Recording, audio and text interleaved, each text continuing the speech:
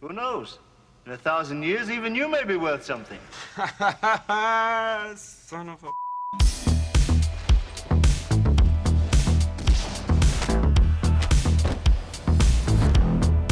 Obviously, Raiders of the Lost Ark and the whole Indiana Jones trilogy made history by having a main character whose whole being, starting with his mannerisms, his quirky remarks, I don't know, I'm making this up as I go. his competence in action, right down to his unmistakable silhouette, defined the archetypical hero in films and is beloved by generations of viewers.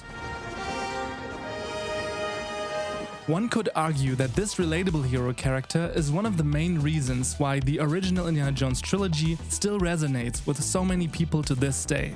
But of course, the success of a film is always a result of the sums of its parts, and it's even more so dependent on the vision of a director who knows what he wants to achieve. Trust me. I think it's the attitude of the crew, and I also think it's the amount of momentum that is provided by the director to date the fine as we have. Steven Spielberg famously concluded Raiders of the Lost Ark's principal photography in only 73 days on a rather small budget of $20 million in 1980. Spielberg was at that point, from what I could gather, basically known to movie studios as a director who regularly was over time and over budget. And you get so mad you climb over the table to jump on him. So for him, it was a kind of personal challenge to limit the takes he shot and shoot as efficiently as possible, and in that sense, embracing the B-movie roots of the whole idea of Indiana Jones, which was based on adventure serials and films from the 1930s, 40s and 50s. Mr. Jones. Easy, my friend, easy. Films like The Treasure of the Sierra Madre or Secret of the Incas were direct inspirations for Indiana Jones, from the character's adventurous motivation right down to his outfit.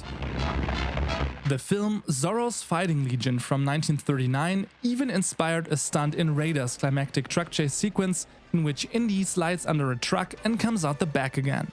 Zorro did the same thing, only with a horse cart.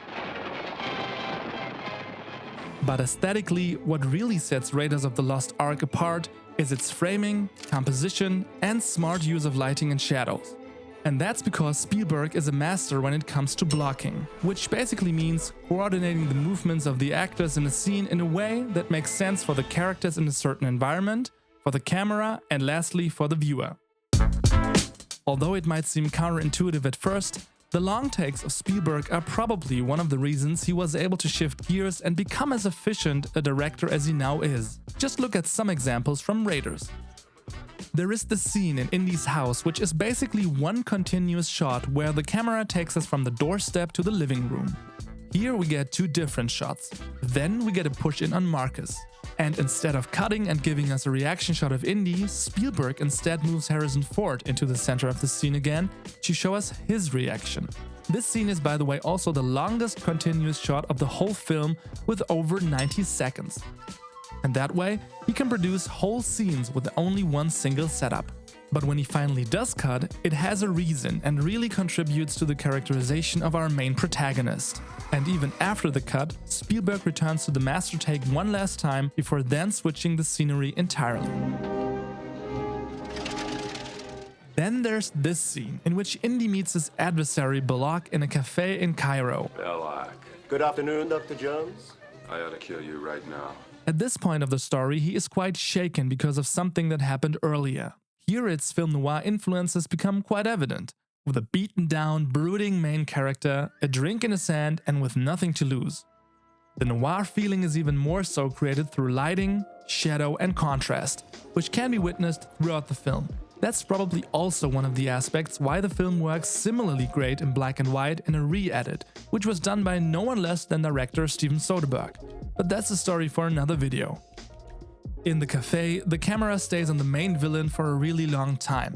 The camera is static but ingeniously holding Belloc as well as our hero in the front in the frame for its whole duration. No shot and reverse shot, more of a focus on Belloc and the relationship between the two characters. It is here that we learn what drives both of them, while also getting a glimpse into Indy's darker side.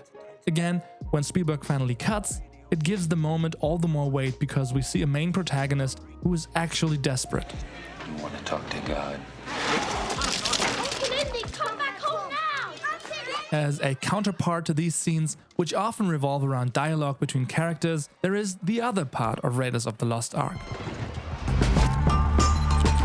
When I think about Raiders of the Lost Ark, I think about the desert truck chase, which was one of the first images George Lucas apparently had in mind when creating Indiana Jones. I think about Indy running away from the indigenous Jovitos, or his famous introduction in the jungle of Costa Rica. Intuitively, in this scene, we get a series of faster, perfectly fitting close-ups, while again using Indy's silhouette, working with hard contrasts, and finally giving us this cool introductory shot of our main hero. Additionally, Spielberg likes to storyboard every scene meticulously, which definitely helped establishing a consistent filmic language, even when delegating the shoot of some of the scenes to the B unit. Still, the action in Raiders never becomes frantic or confusing, which is because we as an audience always have a sense of space and where the characters interact within this space. This again comes down to blocking and the fact that Spielberg and the cinematographer Douglas Slocombe never neglect the wide shots, and even almost always resort to using deep focus instead of opening up the aperture of the camera lenses. I think of Raiders more as a stage play in that regard. We always know what happens and when it happens.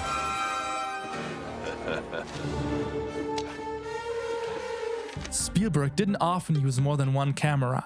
He was always very well prepared, and each time he went on the set for a new scene, he was open to a different approach.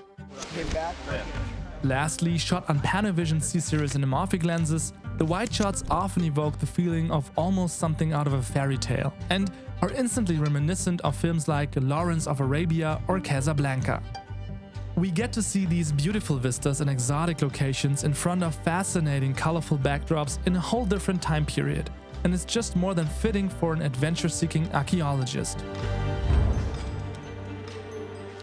In the end, Raiders of the Lost Ark is remembered fondly by many and is universally seen as a perfect adventure flick. It caught lightning in a bottle, but it's also a testament of how a creator's vision in the hands of talented filmmakers makes all the difference. Raiders, within its time constraints, tells its story in a pragmatic, unapologetic way and rewards its viewers with unforgettable shots like these.